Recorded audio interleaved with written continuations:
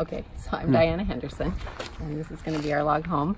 And we started out with a plan that was pretty aggressive. It was big, and so it turned out to be almost 5,000 square feet between the floors and the garage and everything, which was just too big for us. And so we ended up downsizing it a little bit, but it's a nice size for us.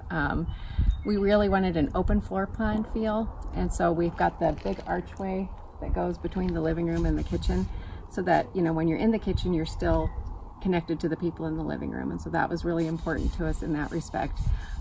We've got a breezeway that connects the garage to the house, and that's a really nice area for my husband to come in when he's done at the end of the day working, to get out of his dirty clothes, and my washer and dryer will be there. And it has stairs that go upstairs to the bonus room that's going to be over our garage. And one of the really neat features about the master bedroom that's going to be upstairs is that the top of the breezeway is a walk-in closet up there, which also has access to the garage, which we may hide or not hide, because not everybody needs to know that they have access through up there. But otherwise, we have 2 other bedrooms that are upstairs, and then the master bedroom that's designed for downstairs is going to be our office.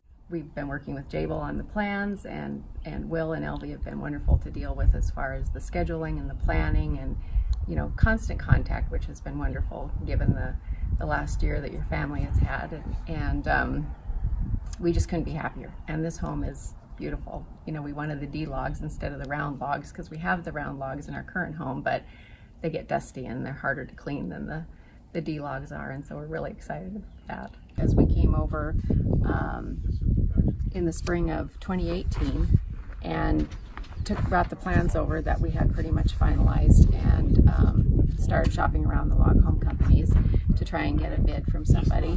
And then we started working with Meadowlark on plans and designs, and we've been working on this for, gosh, probably close to a year with Meadowlark. And we were excited to come over for the auction. That was a highlight for us, to come over and see everything.